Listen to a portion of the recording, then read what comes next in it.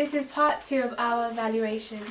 The question was, in what ways does your media product use, develop or challenge forms and conventions of real media products? Our media product we got given to make a music video, and also we had to do some ancillary products along with that. We chose to do an indie genre music video, and we didn't want a typical performance one. We decided to do a bit of narrative with it as well. And in this video evaluation, we're going to reference to some other things which gave us inspiration. So we're going to show our music video itself, a music video from Ben Howard, from Ed Sheeran, and we're going to show you a little stop motion clip which we got some inspiration from. We chose Ben Howard's Keep Your Head Up because we used the same colour palette as him with like very orangey autumnal colours, and we used Ed Sheeran's 18 because we used a Lost Girl archetype and it gripped the audience very well, and we did quite a few similar shots to him as well. In terms of the style of music video, we had a couple of different styles, but I think the main one we had was performance and narrative. In terms of performance, we had a couple of shots that were performance to the camera, but because our artist was an indie artist, we didn't want him to face the camera as much because we wanted to sell more of the music instead of selling him. So we kind of broke the conventions in that way. Yeah, and like although we realised that it is kind of like it's mostly conventional, especially like the mainstream music videos for artists to be like performing to the camera, like as a live performance, sometimes even with like their fans there and stuff. When we had our focus group, even they agreed with us and said that as an indie artist, you don't really have them performing with like a live band and stuff there, like especially Ed Sheeran in his videos, like 18, he will not really perform much because he's not the main selling point, it's his music. Live performances are usually with rock music as well, so we found that unconventional. And in indie genre music videos, they tend to focus on the like visuals and stuff, which is why our colour palette was very strong. Yeah.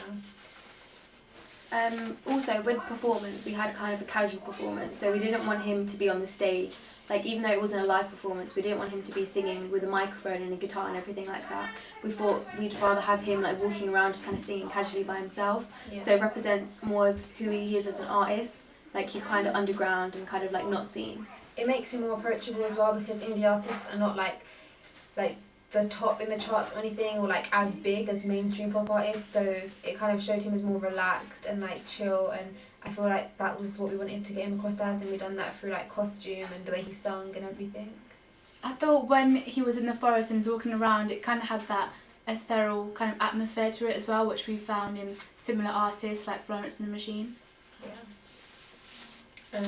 Also like it's kind of conventional for them to have like high key lighting and stuff in most pop videos, but in regards to indie music videos, it's conventional to have like lighting which isn't not too like, you don't want false lighting, you don't want artificial lighting, so we tried to use natural lighting as much as we could, and like during his performance there wasn't much lighting on his face, especially in the forest. We just used the natural lighting that we had, so it wasn't like overexposed or anything, and he just looked like a normal person, which kind of like connoted him as approachable. Yeah. Two styles that kind of came together in our video were animation and surrealism and abstract. So in terms of animation, that was when the Cardboard Man came to life, and that also helped tie in with the surrealism theme because he was there to us, but he wasn't really there for her. It was kind of like you don't really know what's going on inside of her head, but you can see him. The animation was similar in like Ed Sheeran's music video Sing. It's not animation in his, but he uses like a puppet, so we wanted to kind of go for something a bit more interesting like that.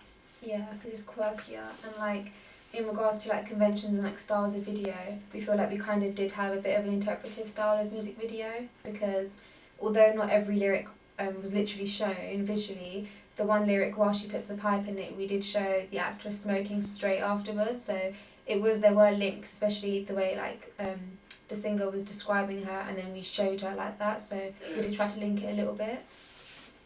I think in terms of like with interpretive, we didn't make a direct link with the song, but however we changed the meaning of it. So with the glass slipper, instead of her looking for an actual glass slipper, she was looking for a home, and she was looking for somewhere to be loved.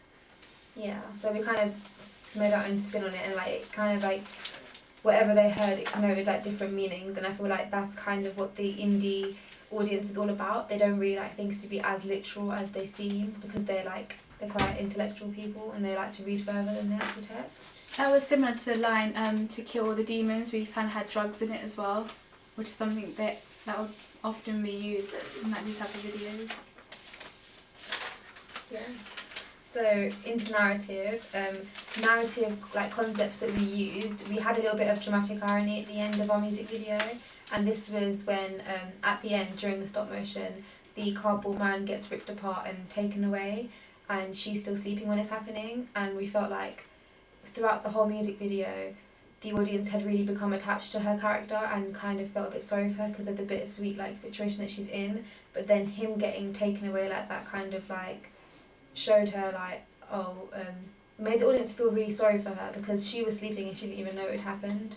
So we felt like that bit of dramatic irony, especially at the ending, is a good place to put it because music videos kind of like to end on a note where it's not quite finished yet. That also shows a bit of a omnipotent narrative, because it was basically like the audience, we as an audience know that he's gone, but she doesn't know because she's sleeping. Yeah, and I feel like that kind of, it used the typical conventions in a music video. We didn't challenge it in that part because we wanted to make sure it ended on a note which is like, it made it seem like, oh, this is the ending now. Yeah. Like it happened on a good note. We used some foreshadowing as well, like throughout the beginning of the music video you can see her making faces at the Stratford station and when she's crossing the road, to kind of show how lonely she is. Yeah, and that's kind of like, that again conformed to like music videos out there already, because we felt like if we dropped subtle hints all the way through, especially the indie audience, they could kind of like interpret it and relate to it more. So in regards to like narrative as well, the Todorov theory is quite like in many narrative music videos, and because I was narrative we tried to take it too. So on the Equilibrium, she begins on the train alone. And she's waking up, so basically it signifies how that's kind of the start of her day. And then it went on to the Disruption where she's picking up the little things that kind of carry on the story a bit more. The Recognition is when she has her homeless sign, so that's recognition not just for her but for the audience as well. Yeah, and then they went to the attempt of like trying to solve it all, and that was when she's kind of making the tent, and the cardboard man is kind of like brought into the picture, and we felt like that was kind of an attempt to solve it all, because as soon as she goes into the forest and brings out the tent and the man, it's like she's going into her own world of sanity and she can finally try to make some sense of the world, and that kind of used typical media conventions because it was like kind of an insight into her world and her point of view, so it was quite personal. That also acted as the new equilibrium as well, because it was like her new happiness. Yeah, and I think when the man at the end, when he breaks apart, is kind of acts like a coda, but then it also goes back to the beginning of the equilibrium, so the cycle starts again. So she's alone, and then when she wakes up, you don't know what's going to happen. Yeah, and that was quite typical of like other media products. Like in A-Team, you see the girl wake up literally on the bench in the park, and then you see her whole day. So it's like we tried to follow that sort of Todorov narrative theory. I think in terms of that, we use the theory of in media res. So the story starts in the beginning, so you don't know why she's alone, you don't know why she's waking up on the train. So exactly like it's pretty much like the start of the Ed Sheeran video. Yeah. And also, I feel like we didn't forget, with all this narrative, we didn't forget about artists because he was still in the background of it. Like in a few of the shots, you can see that when she's getting off the train, he's there as well. When she's on the train, he's there as well. It's just he's not the key figure. Like he's still there, but like he's not the main one. So we're selling him as an artist as well, but showing that he's not the main person and it's not just about him.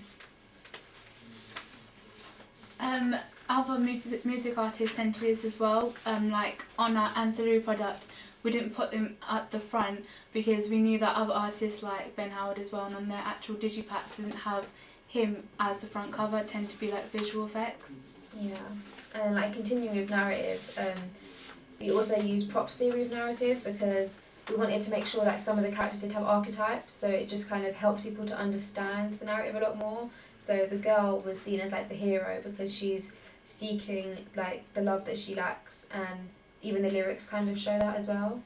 The cardboard man was also like the love interest / princess because he was kind of like the one that needed saving because he obviously disappeared in the end, but he acted as the love interest because he gave her happiness.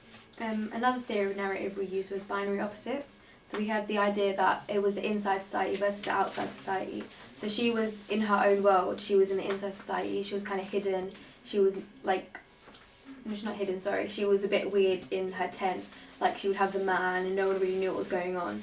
But on the outside society, she just seemed like another homeless person. She was just on the train alone. But you would never know what was going on. Like inside a backpack, she had a cardboard man.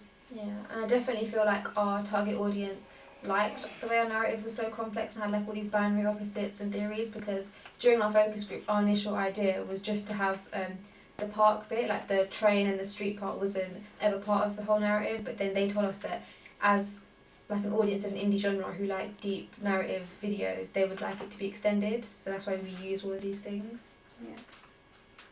And also, Boardwell said that there's these specific themes in music videos, and there was a massive list of them. So we tried to incorporate like as many as we could into our video. So we've got themes like love, friendship, loneliness, and we felt like they're all quite typical for indie genre as well. We also had a theme of drugs, because I think indie music videos kind of go about themes that are quite difficult in society as well. Yeah, and last of all with narrative, we did have Pathetic Fallacy throughout, because it was quite a bittersweet music video. So we didn't have pouring rain, but we didn't have sunshine either. It was kind of like grey and the skies were like really mellow. So it kind of showed how like the mood of how she felt and her mood swings throughout the day. I think when we went into the forest, it was like at times when Naveed was singing, there was a bit more sunlight. So it'd be like in her inside society, she was a bit more happier because she could be herself. Whereas in the outside, when children's train, like you said, there was all like the whites and the greys. Yeah, and like those colours also linked to our ancillary products, especially our digipack, because we did have a landscape picture where we've got autumny colours of the tree, like oranges and stuff, but the sky isn't like a bright blue, so that kind of links to that. We also added the leaves as well. We used a shot specifically where leaves are covering the lens, so we thought that was a good point of synergy. Yeah. Genre?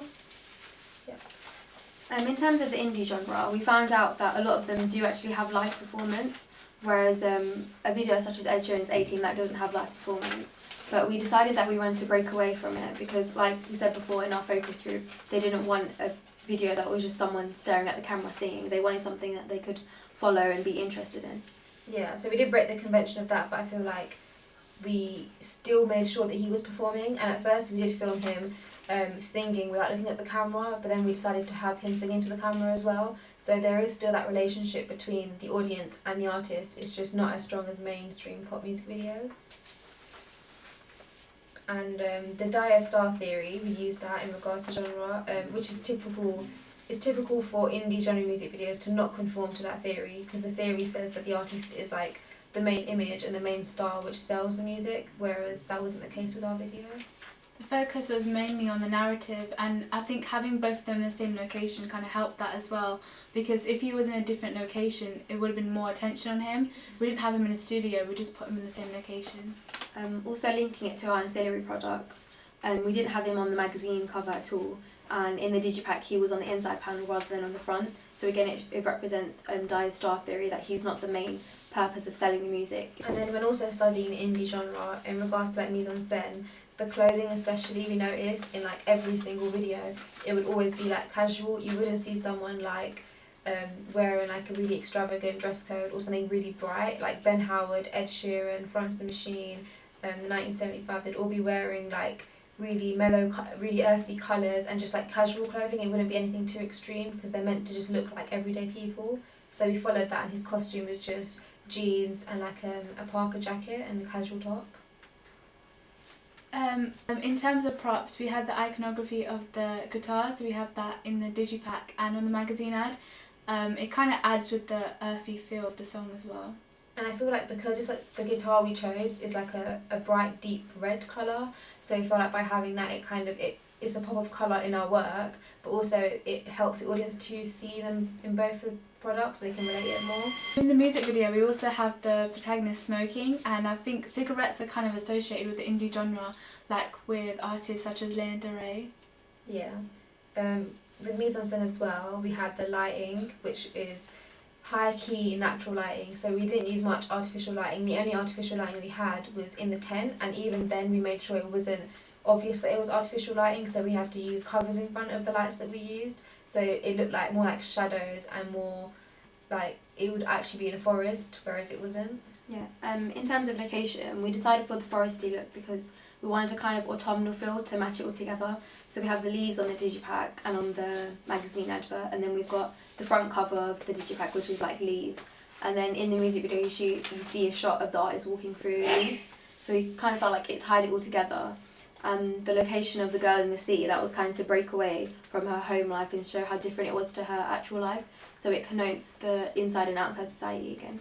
Yeah, and like when studying like the indie genre, especially looking at Ben Howard's Keep Your Head Up video, which inspired a lot of our ideas, we saw that like we could denote that there were a lot of long shots and a lot of establishing shots, especially like which he wasn't even in most of them. It'd just be landscapes. So we done that to kind of connote that like our artist it's not all about his image, and he's very like he likes being outdoors and stuff like that, and that's quite like close to the indie genre. So we imitated that.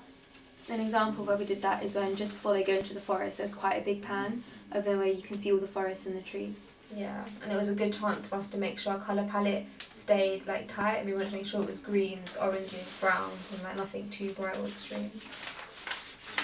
Talking about different types of shots, we did have quite a few close-ups of Naveed, but we had a bit more on Simran, on our actual artist. For example, the first shot is a shot of Simran on the train, it's close up, so it's kind of like it immediately starts with the narrative rather than the performance, so we're selling the meaning behind the song rather than the artist. I think we broke the conventions for that one. Yeah, but I feel like because if it was a pop video, that would have been like not the right thing to do, but with indie audiences, they're quite an active audience, so they would prefer to kind of look at a narrative, interpret the narrative, and then figure out what it means, and then that would kind of draw them into the artist a bit more because they're a bit more artistic like that, and they would prefer that to be like that. And we found that in our focus group as well. Yeah. They said they preferred a more complex narrative because it's more interesting to watch.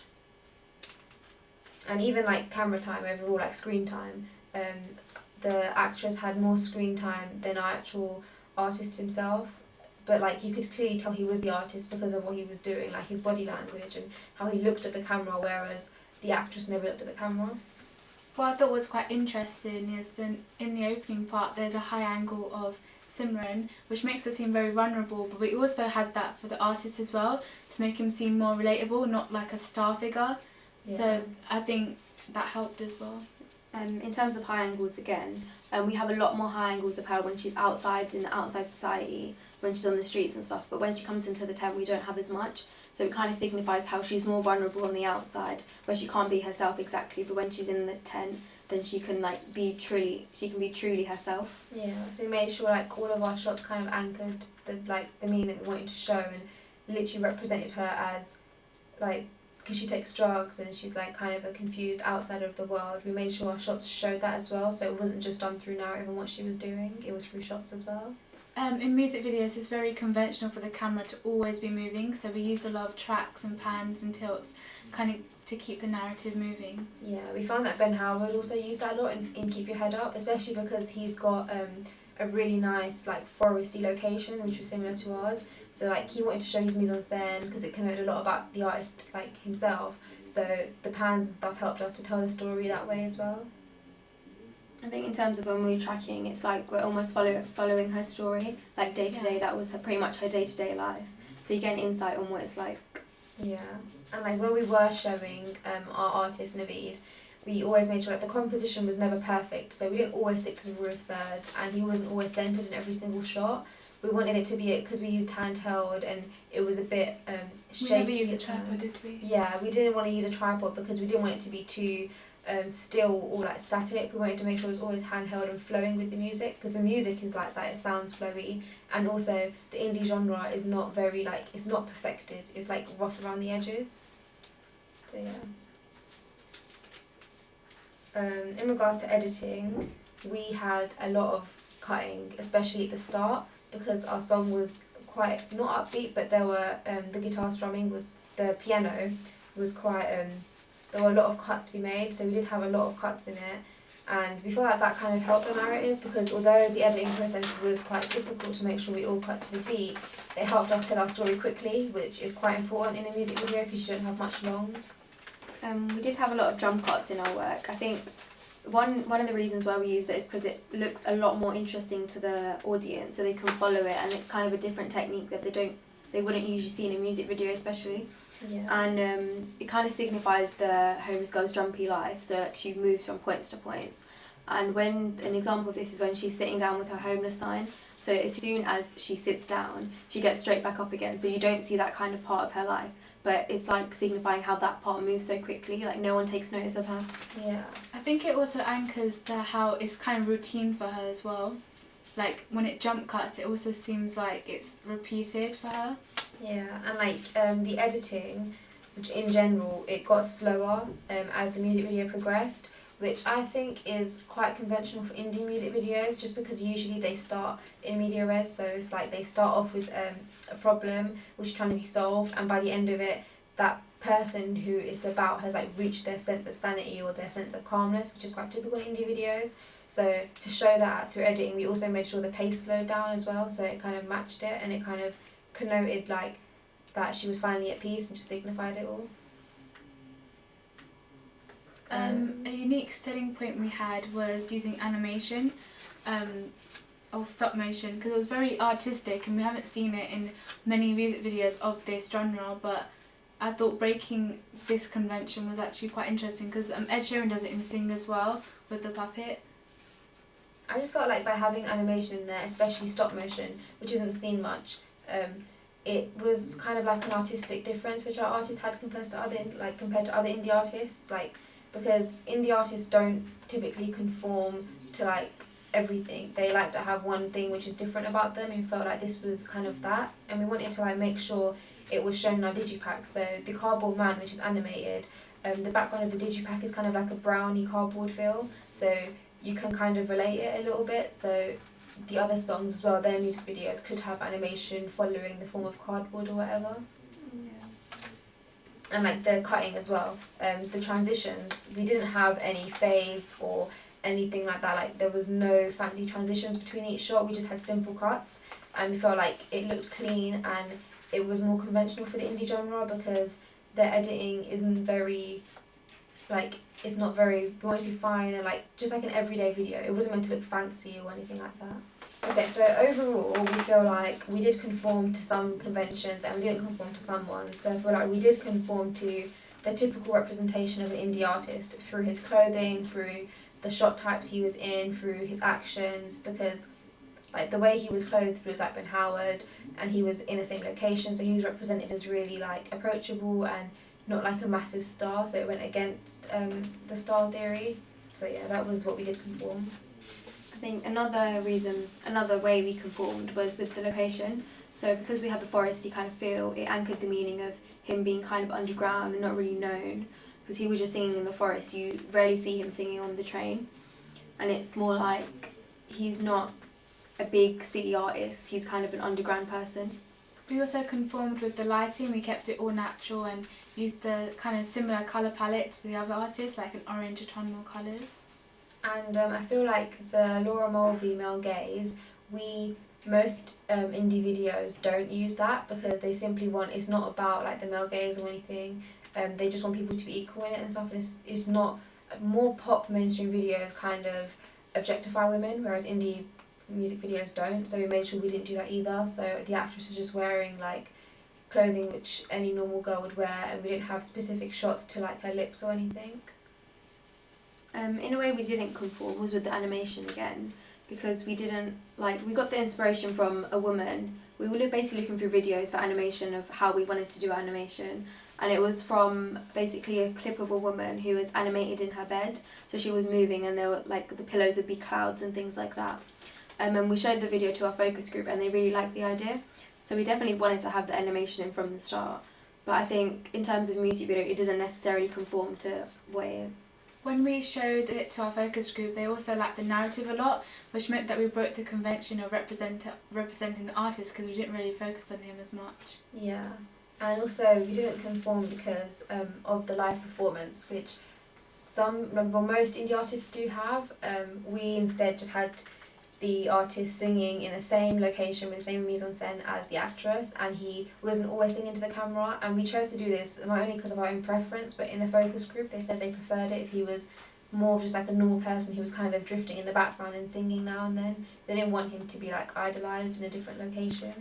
So overall, we feel like we did conform to many of the indie genre conventions. However, by not conforming to some of them, like the performance and the way he came across as in a different, as in the same location, we felt like that kind of helped our video to be a bit different, and like the animation and everything, although you don't see it in many indie videos, it helped our video to have a unique selling point. So we conformed in most ways, however we had a few spins on things.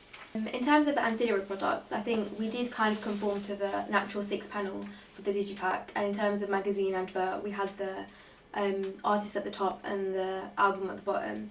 Also, overall, we showed our music video, our final piece, to some of our classmates, and they could see the link between similar artists like Ed Sheeran and A-Team, and they knew the genre straight away was indie, which shows that we followed all the conventions, so that was good.